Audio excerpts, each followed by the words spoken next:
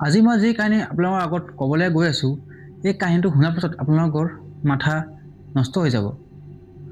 এজন লোকৰ হত্যা হয় এটা বন্ধ কোঠাৰ ভিতৰত, আৰু হত্যা কোনে কৰিলে, হত্যাকাৰী কোন আছিল, তাৰ মটিভ কি আছিল হত্যা কৰাৰ, তাৰ আজিলৈকে কোনো সঠিক প্ৰমাণ নাই, হত্যাকাৰীৰ কোনো সুমুঠৰ নাই, হত্যাকাৰীৰ কোনো পৰিচয় নাই। আজিলৈকে হত্যাকাৰী পুলিচে বিচাৰিয়ে নাপালে, হত্যা কোনে কৰিছিলে।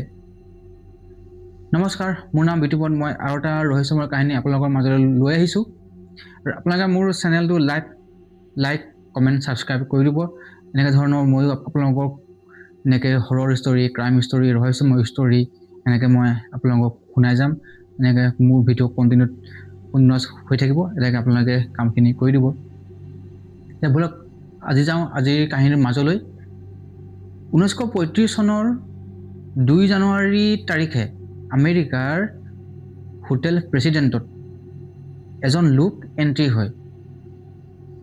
সেই লোকজন আহি কাউণ্টাৰত মানে ৰিচিপশ্যনিত আহি উপস্থিত হয়, আৰু ৰিচিপশ্যনিত থকা লোকক কয় যে মোৰ নাম ৰনেল্ড টি অ'মেন, আৰু মোক এদিনৰ কাৰণে এটা ৰাতিৰ কাৰণে এটা কোঠা লাগে। আৰু কোঠাটো এনেকুৱা যাতে সন্মুখত নহয়, কোঠাটো ওপৰত হ'ব লাগে, আৰু এটা চুকীয়া মানে ভিতৰে যোৱা এটা কোঠা, মানে এটা চুকীয়া কোঠা লাগে মোক। এতিয়া ৰিচিপশ্যনি চাই বৈ মেলি ওপৰত 10 নম্বৰ মহলাৰ এটা ৰুম কোঠা ঠিক কৰিলে, 1046 নামৰ 1046 নামৰ কোঠাটো এই ৰনেল্ডৰ কাৰণে বুকিং কৰি দিয়া হ'ল এটা ৰাতিৰ কাৰণে। তথামত ৰনেল্ডৰ হোটেলৰ বেল বয় আহিলে। বেল বয় আহি তাৰমানে হোটেলৰ বেল বয় কি মানে হোটেলৰ কাষ্টমাৰৰ বস্তু বাহানি বয় বস্তু তাৰমানে তেওঁৰ যোনটো কোঠাত আছে সেই কোঠালৈ লৈ যোৱাৰ দায়িত্ব এই বেল বয়ৰ। এতিয়া প্ৰপছ নামৰ এজন বেল বয় আহিলে ৰনেল্ডৰ ওচৰলৈ তাৰ বস্তু বাহিনী ওপৰ মহলাৰ কোঠালৈ নিবৰ কাৰণে। এতিয়া ৰনেল্ডৰ লগত বস্তু নামত কি আছে, এটা ব্ৰাছ আৰু এটা টুথপেষ্ট। যথামত লিফ্টেদি ৰনেল্ডক ওপৰত 10 নম্বৰ মহলাৰ কোঠা নম্বৰ 1046 আগবঢ়াই দিয়া হ'ল।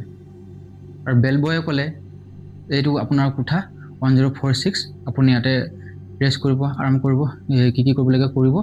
মই আপোনাক ৰুমটো দেখুৱালোঁ, এতিয়া মই যাওঁ। আপোনালোক কিবা যদি বস্তু দৰকাৰ হয় ৰুমত টেলিফোন আছে, আপুনি ফোন কৰি দিব।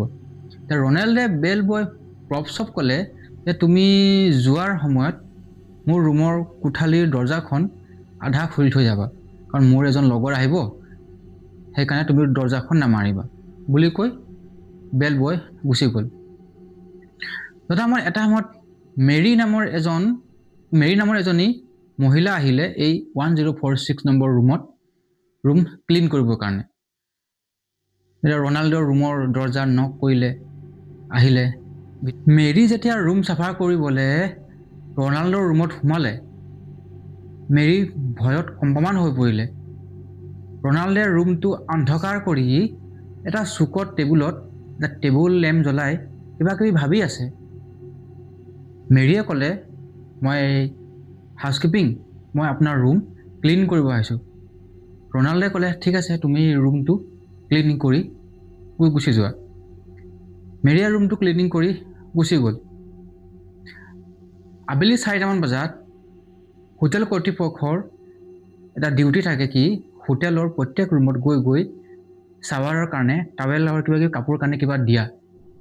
মেৰীয়ে সেই ৰনাল্ডৰ ৰুমত পুনৰ প্ৰৱেশ কৰিলে, দৰজা নক কৰিলে, দৰজাখনটো খোলাই আছিলে। সোমালে, দেখিলে এইবাৰ ৰনাল্ড ৰুমৰ লাইট অফ কৰি ৰুমটো অন্ধকাৰ কৰি বিছনাত ওপৰমুৱা কৰি শুই আছে, পুৰা চুট বুটত। মেৰীয়ে ক'লে যে মেৰী, আপোনাৰ কাৰণে মই টাৱেল আনিছোঁ, কাপোৰ আনিছোঁ।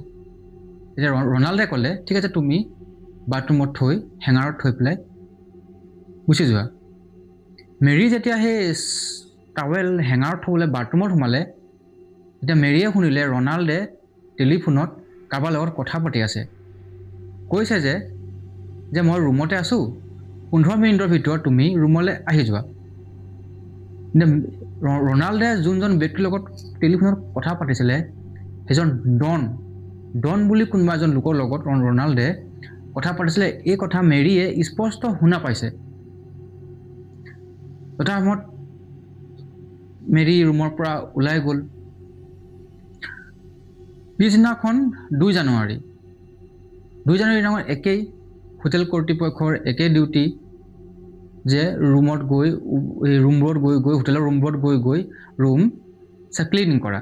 এটা সময়ত মেৰী পুনৰ সেই ৰনাল্ডৰ ৰুমত 1046 ৰুমত দৰ্জাৰ ৰুমৰ সন্মুখত আহি উপস্থিত হ'ল। মেৰীয়ে লক্ষ্য কৰিলে ৰনাল্ডৰ ৰুমৰ দৰ্জা বাহিৰ ফালৰ পৰা লক কৰি থোৱা আছে। আগৰ দিনত মানে কি হয়, দৰ্জাৰ তাৰমানে এই লক বাহিৰৰ পৰা থাকে আৰু ভিতৰত মানে চিটকানি থাকে। তেন্তে এই মেৰীয়ে মাষ্টাৰ কি উলিয়াই ৰুমৰ দৰ্জা খুলি দেখিলে ৰনাল্ডে ৰুমটো পূৰা অন্ধকাৰ কৰি থৈ দিছে। পুনৰ সেই একে কণ্ডিশ্যনত টেবুলত এটা চুকত বহি টেবুল লেম্প জ্বলাই কিবা কিবি ভাবি আছে। এই মেৰী আৰু বেল বয়, প্ৰপছ আৰু ৰিচিপশ্যনিয়ে পুলিচক দিয়া ভাষ্য অনুসৰি এই ৰনাল্ড নামৰ লোকজন এক আচৰিত লোক। তেওঁ এটা ৰুম বিচাৰিছিলে, এটা চুকীয়া ৰুম বিচাৰিছিলে আৰু তেওঁৰ মাথাত এইখিনি চুলি নাছিলে, ইয়াত কিবা আঘাত পোৱাৰ চিন আছে। মানে লোকজন এক আচৰিত লোক তাৰমানে। এয়া হোটেল কৰ্তৃপক্ষই পুলিচক দিয়া ভাষ্য। যেতিয়া মেৰী এই ৰুমত প্ৰৱেশ কৰিলে, ৰুম ক্লিনিং কৰাৰ পিছত মেৰীয়ে পুনৰ লক্ষ্য কৰিলে যে ৰনাল্ডৰ ৰুমৰ টেলিফোনটো আকৌ ৰিং হৈছে। ৰনাল্ডে কাৰোবাৰ লগত সেই ডন বুলি কোৱা লোকজনৰ লগত কথা পাতি আছে। এইবাৰ তেওঁৰ বাৰ্তালাপটো এনেকুৱা ধৰণৰ, ৰনাল্ডে কৈছে যে মই অলপ আগতে খানা খাইছোঁ, এতিয়া মোৰ খাবলৈ মন নাই, তুমি খাই লোৱা। এনেকৈ কথা বতৰা পতা মেৰীয়ে ৰনাল্ডক তাৰ টেলিফোনত শুনা পাইছিলে। এটা সময়ত পুনৰ মেৰী ৰুমৰ পৰা ওলাই গ'ল। আবেলি সময়ত পুনৰ ৰুমলৈ আহিলে। এইবাৰ ৰুমটো খোলা আছে, মানে এইবাৰ ৰুমটো খোলা নাই, ৰুমটো তাৰমানে ভিতৰৰ ফালৰ পৰা লক কৰা আছে। আৰু ভিতৰত মেৰীয়ে স্পষ্টকৈ শুনিছে ভিতৰত 2জন লোকে ডাঙৰ শব্দ কৰি মানে উচ্চাৰণ কৰি কথা পাতি আছে। মেৰীয়ে যেতিয়া দৰ্জা নক কৰিলে, ভিতৰৰ ফালৰ পৰা ডাঙৰ মাতেৰে এষাৰ মাত আহিলে, কোন হয়? ভিতৰৰ পৰা যেতিয়া মাত আহিলে কোন হয় বুলি মেৰীয়ে ক'লে, মই হাউচকিপিং এই ৰনাল্ডৰ কাৰণে, লোকজনৰ কাৰণে, মানে হোটেলৰ ভিতৰত যোন ব্যক্তি আছে তেওঁৰ কাৰণে মই কাপোৰ আনিছোঁ, তাৰমানে টাৱেল কিবা কিবি বস্তু আনিছোঁ। ভিতৰৰ পৰা ডাঙৰ শব্দৰ মাত আহিলে, আমাক নেলাগে। মেৰী গুচি গ'ল। সেই নিশা ৰাতি এই হোটেল প্ৰেচিডেণ্টৰ হোটেলৰ সন্মুখত এজন টেক্সি ড্ৰাইভাৰৰ টেক্সিত উঠিবৰ কাৰণে হোটেলৰ ভিতৰৰ পৰা এজন লোক আহিছিলে, ৰবাৰ্ট নামৰ লোকজন তাৰমানে একদম অশান্তিত আহিছিলে। একদম দেখাত এনেকৈ লাগিছে যেন তাক কোনোবাই মাৰপিট কৰিছিলে। আৰু সি আহি খঙত গাড়ীৰ ভিতৰত বহি বকিব ধৰিলে যে মই তাক কালি মাৰ্ডাৰ কৰি দিম। এই ৰবাৰ্ট নামৰ লোকজন কোন আছিলে, ইয়াৰ পৰিচয় আজিলৈকে নোলাল। সেই 3 জানুৱাৰীৰ নিশা হোটেলত এগৰাকী মহিলা আহি প্ৰৱেশ কৰে আৰু তেওঁ লিফ্টত উঠি, আৰু সেই আগৰ সময়ত লিফ্টৰ ছিষ্টেম এনেকুৱা আছিলে, আজি নিচাকৈ তাৰমানে লিফ্ট মানে এনেকুৱা নাছিলে, তাৰমানে এভেইলেবল নাছিলে। মানে লিফ্টৰ কিছুমান ছিষ্টেম আছিলে। আগৰ দিনত মানে লিফ্টত এজন ব্যক্তি মানে লিফ্ট চলাচল কৰাবৰ কাৰণে এজন ব্যক্তিক দিয়া হয়। এনেকৈ সেই হোটেল প্ৰেচিডেণ্টটো চাৰ্লছ ব্ৰকেন নামৰ এজন লোকক সেই লিফ্টত তাৰমানে দিয়া হৈছিল। লিফ্ট মানে ওপৰ তল অনা নিয়া কৰিবৰ কাৰণে। কোনোবাই যদি ওপৰলৈ যায়, চুইচ টিপি দিয়ে, এই চাৰ্লছ ব্ৰকেনে ওপৰলৈ লৈ যায়। আকৌ যদি কোনোবা যদি তলৰ পৰা ওপৰলৈ যাবলগীয়া হয়, তলৰ চুইচ টেপে এনেকৈ ওপৰৰ পৰা তললৈ লিফ্ট লৈ আনিবলগীয়া হয়। তেনেতে মহিলা এজনীয়ে চুইচ টেপিলে যে লিফ্ট ওপৰৰ 9 নম্বৰ মহলাত নিব লাগে। তেনেকৈ ব্ৰকেনে লিফ্ট তললৈ লৈ আনিলে আৰু এজন মহিলাক লিফ্টত তুলি লৈ তেওঁ 9 নম্বৰ লিফ্টত 9 নম্বৰ ওপৰ মহলাত নমাই দিলে। তেনেকৈ ব্ৰকেনো তেনেকৈ কিবা কিবি কামত ব্যস্ত হৈ গ'ল, তললৈ লিফ্ট লৈ অনা হ'ল। হঠাৎ ওপৰ 9 নম্বৰ মহলালৈ আকৌ লিফ্ট নিবৰ কাৰণে তেওঁলৈ নিৰ্দেশ আহিলে। চাৰ্লছ ব্ৰকেনে পুনৰ লিফ্ট ওপৰ 9 নম্বৰ মহলালৈ লৈ গ'ল। 9 নম্বৰ মহিলা যেতিয়া লিফ্টত সেই যোন প্ৰৱেশ কৰিলে, সেই মহিলাজনীয়ে, যিজনী মহিলা অলপ আগতে এই 9 নম্বৰ মহলালৈ আহিছিলে, তেওঁ ক'লে যে কোনোবাই মোৰ লগত ধেমালি কৰি আছে, যে মই এনেকৈ ধেমালি কৰোঁ বুলি মই ভবা নাছিলোঁ, সেইকাৰণে মই এতিয়া যাওঁ। তেওঁ পুনৰ ব্ৰকেনে লিফ্ট তাইক তুলি তললৈ লৈ আনিলে, এৰি দিলে বছ। পুনৰ ব্ৰকেনে কিবা কিবি কামত ব্যস্ত হৈ গ'ল। এবাৰ পুনৰ 10 নম্বৰ মহলালৈ লিফ্ট নিবৰ কাৰণে নিৰ্দেশ আহিল। ব্ৰকেনে পুনৰ লিফ্ট 10 নম্বৰ মহলালৈ লৈ গ'ল। 10 নম্বৰ মহলাত লৈ যোৱাৰ পিছত যেতিয়া লিফ্টৰ দৰজা খুলি পুনৰ সেই একেই মহিলাজনী এণ্ট্ৰি হ'ল। ব্ৰকেন আচৰিত হৈ গ'ল যে এই লিফ্ট মোৰ লগত আছে, লিফ্ট মই চলাই আছোঁ, লিফ্ট ওপৰ তল মই নি আছোঁ, এই মহিলাজনীতো লিফ্টত 10 নম্বৰ মহলাত লিফ্টত উঠি অহা নাই, তেওঁ কিয় এই চিৰিৰে ইমান 10 নম্বৰ মহলা চিৰি বগাই কিয় আহিবলগীয়া হ'ল? এই লিফ্ট ব্ৰকেনে মনতে ভাবিলে এই কথা, তাইক আৰু নক'লে আৰু।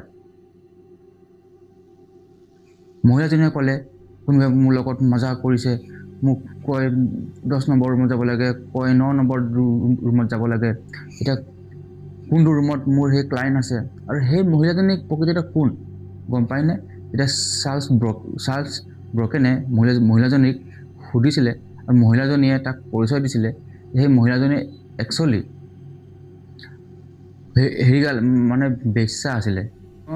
তাই সেই তেওঁৰ ক্লাইণ্টৰ ওচৰত আছিলে, মানে তাই গ্ৰাহকৰ ওচৰলৈ আছিলে। আৰু সেই হোটেল প্ৰেচিডেণ্টৰ 10 নম্বৰ বা 9 নম্বৰ ৰুমৰ চাগে কোনোবা গ্ৰাহক আছিলে, কোনোবা চাগে মহিলাজনীক আনিছিলে। মহিলাজনীয়ে চাৰ্লছ ব্ৰকেনক সকলো কথা সঁচা কথা ক'লে যে তাই কেলৈ আহিছে, কি কথা। চাৰ্লছ ব্ৰকেনৰ এইবিলাক কথাত ইমান মাথা মাৰি নাথাকিলে। তাৰ এইকাৰণেই অকণমান সন্দেহ হ'ল যে তাই 10 নম্বৰ মহলালৈ লিফ্টত নাহি খোজকাঢ়ি কিয় আহিবলগীয়া হ'ল। এটা সময়ত লিফ্টত নি পেলাই মহিলাজনী হোটেলৰ পৰা গুচি গ'ল। চিম্পল। পিছদিনা 4 জানুৱাৰী হোটেলত খবৰ আহিলে যে 1046ৰ বাহিৰে বাকী সকলো ৰুমৰ টেলিফোন লাইন ঠিকে আছে, অকল 1046 ৰুমৰ টেলিফোন লাইন কাট খাই আছে, মানে অফ হৈ আছে। হোটেল কৰ্তৃপক্ষই কৰ্মচাৰী পঠিয়ালে যে সেই 1046 ৰুমৰ টেলিফোন লাইন কিয় কাৰণে কাট খাই আছে, কিয় কাৰণে বন্ধ হৈ আছে। কৰ্মচাৰী গ'ল, আহি 1046 ৰুমৰ দৰজাৰ সন্মুখত আহি উপস্থিত হ'ল, দেখিলে ৰুমৰ দৰজা বাহিৰৰ ফালৰ পৰা লক কৰি থোৱা আছে। কৰ্মচাৰী এজনে দৰজা ঢকৰ মাৰিলে, ভিতৰৰ ফালৰ পৰা মাত আহিলে অকল কামিং বুলি, অকল মাতহে আহিলে, কোনো মানুহ ওলাই নাহিলে। কৰ্মচাৰীজনে ক'লে যে প্লিজ আপুনি যদি কিবা কামত ব্যস্তও হৈ আছে তেন্তে আপোনাক ডিষ্টাৰ্ব নকৰোঁ, কেৱল আপুনি আপোনাৰ টেলিফোন লাইন কাট খাই আছে, আপুনি ৱাৰডাল জোৰ লগাই দিলে হ'ব বুলি কৈ চিম্পল বুলি কৈ বেল বয় গুচি গ'ল, মানে কৰ্মচাৰীজন গুচি গ'ল। তেন্তে 1 ঘণ্টা 2 ঘণ্টা সময় পাৰ হৈ গৈ আছে, কিন্তু 1046 ৰুমৰ টেলিফোন লাইন সংযোগ এতিয়াও হোৱা নাই, বৰ্তমানলৈকে ডেড হৈ আছে।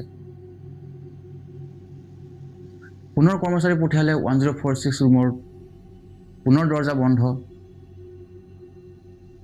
এইবাৰ কৰ্মচাৰীজনে তাৰ মাষ্টাৰ কি উলিয়াই ৰুমৰ দৰ্জা খুলিলে। খুলি দেখিলে ৰুমটো একেবাৰে আন্ধাৰ। ৰুমটোৰ পৰা এক আচৰিত ধৰণৰ গোন্ধ আহিছে, স্মেল আহিছে।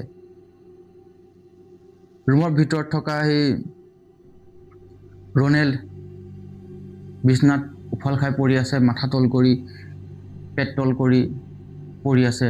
এফালে মদৰ বটল, এফালে কিবা, এফালে কাপোৰ, এফালে কিবা পৰি আছে। ৰুমটো এন্ধাৰ হৈ আছে। টেবুল লেম্প জ্বলি আছে। ৰুমটো মানে জৰাজীৰ্ণ কৰি থৈ দিছে। ৰুমলৈ অহা সেই হোটেল কৰ্মচাৰীজনে পুলিচক দিয়া ভাষ্য অনুসৰি সেইদিনাখন এই ৰনেল্ডৰ পিঠিত এক আচৰিত ধৰণৰ দাগ আছিলে, যেন কোনোবাই থেতালি থোৱা নিচিনাকে দাগ আছিলে। আৰু সেই কৰ্মচাৰীজনে বেছিকে আৰু এইবোৰত মাথা নামাৰিলে। তেওঁ যি কাম কৰিবলগীয়া আছিলে, টেলিফোন লাইনটো জোৰ দিয়া, লাইনটো ঠিক কৰি তেওঁ ওলাই গুচি গ'ল।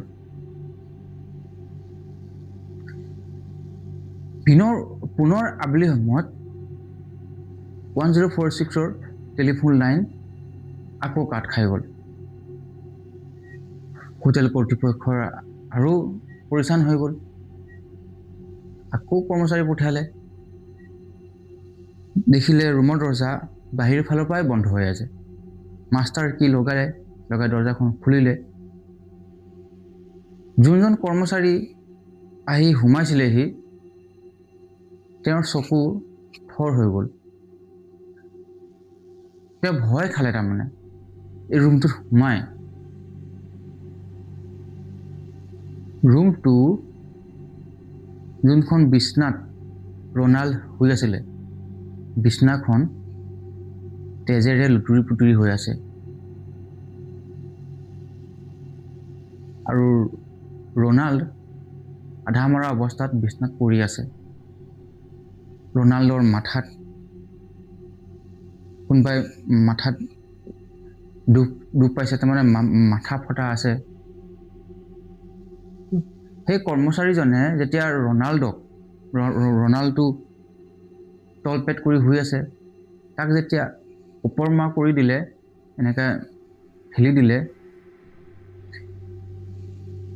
তেওঁ আৰু ভয়ত কম্পমান হৈ পৰিলে সেই কৰ্মচাৰীজন।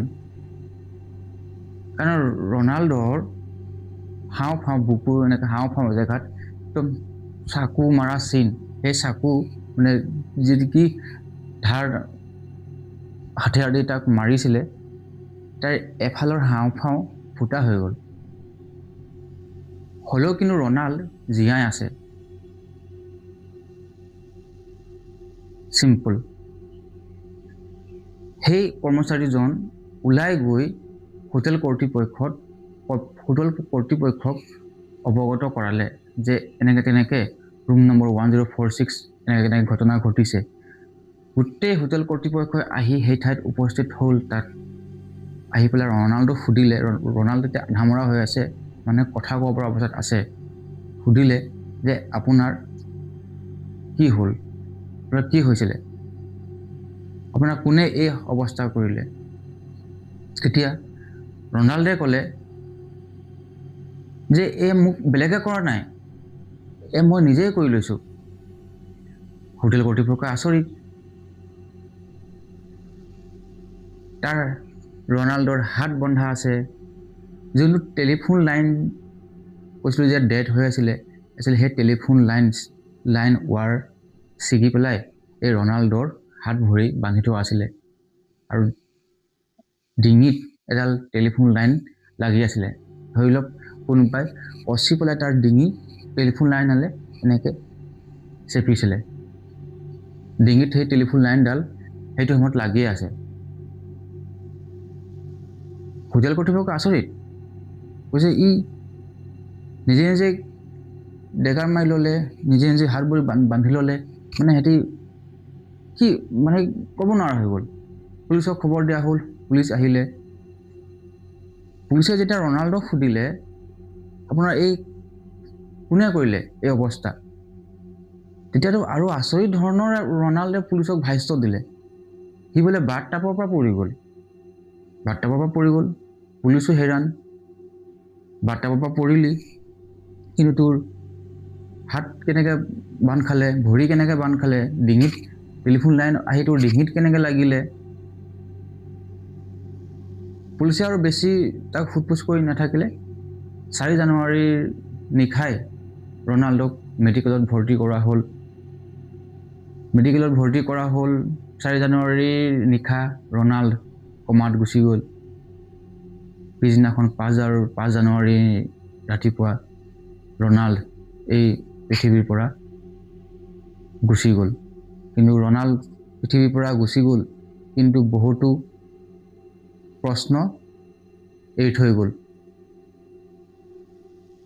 পুলিচে সোধপোছ কৰিলে ইয়াৰ লগত জড়িত কোন আছিলে। হোটেল কৰ্তৃপক্ষক পুৰা কচি সোধপোছ কৰা হ'ল, তদন্ত কৰা হ'ল।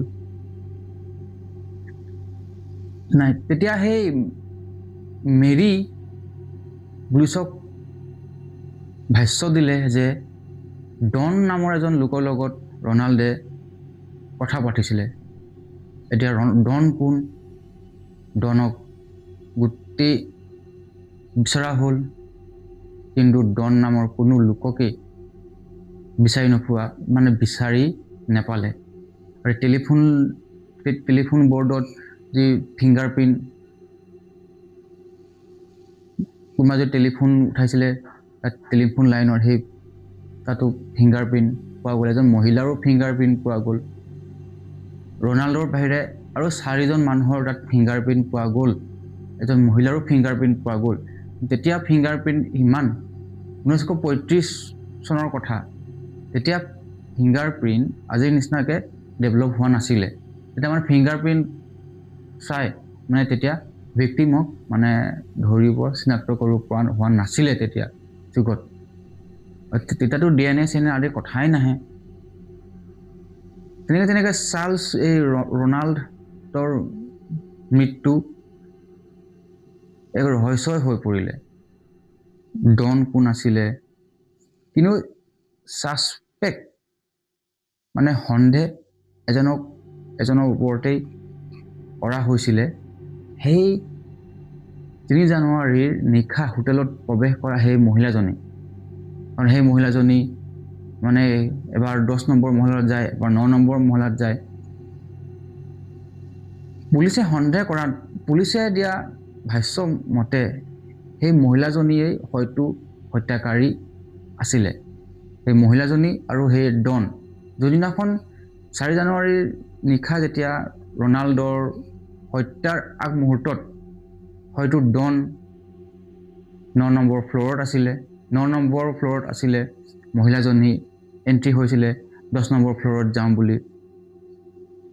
এক্সুৱেলি 10 নম্বৰ ফ্ল'ৰত নগৈ এচাকে 9 নম্বৰ ফ্ল'ৰত আহিলে আৰু আহি পেলাই ৰনাল্ডক চাই গ'ল সি ৰুমত আছে নে নাই, ৰুমত কি অৱস্থাত আছে। পুনৰ আহি পেলাই তাই পুনৰ চিৰি বগাই গৈ ডনৰ লগত লগ লাগি তাকে ৰনাল্ডক হত্যা কৰিলে। সেইদিনাখন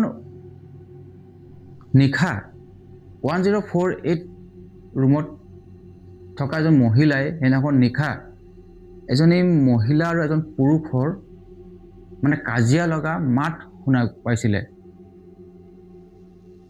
তেতিয়া সেই মহিলাজনীয়ে পুলিচক কৈছিলে, তেতিয়া পুলিচেও মানে কথাটো সন্দেহ কৰিলে হয় যে এয়া সেই ডন আৰু সেই মহিলাজনীয়ে চাগে আছিলে, যি ৰনাল্ডক হত্যা নকৰাৰ আগমুহূৰ্তত চাগে কিবা হুলস্থলীয়া পৰিৱেশ এটা কৰি আছিলে। তেনেকৈ এই ৰহস্য হৈ থাকিলে।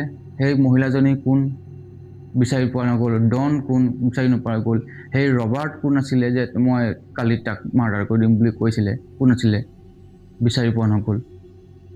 পুলিচে বহুতো তদন্ত কৰিলে, বহুতো মানে হেভি তদন্ত কৰিলে, কিন্তু হলো তদন্তত এই হত্যাকাৰী ৰনাল্ডে আত্মহত্যাই কৰিলে। যদি আত্মহত্যা কৰিলে, কেনেকৈ আত্মহত্যা কৰিলে, তাৰ টেলিফোন ৱাৰ তাৰ ডিঙিত কেনেকৈ আহিলে তাৰ হাত ভৰি কেনেকৈ বন্ধা গ'ল সি এবাৰ কৈছে বাৰ্তা পৰা কৰিলোঁ বুলি এবাৰ কৈছে নিজেই কৰিলোঁ বুলি একচুৱেলি ৰনাল্ডে কিহৰ কাৰণে হত্যাকাৰীৰ কথা বৰ্ণনা নকৰিলে তাৰ কি ভয় আছিলে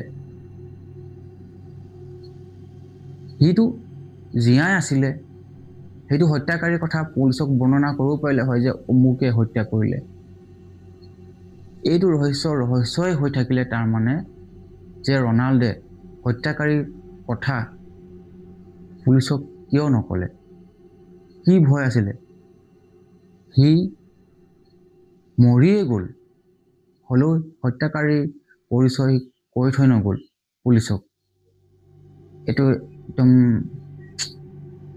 কি কেছ মানে ভাবি নাপাওঁ এতিয়া পুলিচে লাগিলে ৰনাল্ডৰ পৰিচয় উলিয়াবৰ কাৰণে ৰনাল্ড কোন কি কথা লাহে লাহে এতিয়া ৰনাল্ডৰ মৃত শৰীৰ এতিয়া কোনোবা ৰাজহুৱা শ্ৰদ্ধাঞ্জলিৰ কাৰণে থৈ দিয়া হ'ল মানুহে শ্ৰদ্ধাঞ্জলি যাতে কোনোবা আত্মীয় আহি গম পাওক যে ৰনাল্ড নামৰ কোনোবা এজন লোকো ইয়াত মৰিছে তাৰ থৈ দিয়া আছে কিন্তু ৰনাল্ডৰ কোনো আত্মীয় আহি উপস্থিত নহ'লহি তেনেকৈ 1 বছৰ পাৰ হৈ গ'ল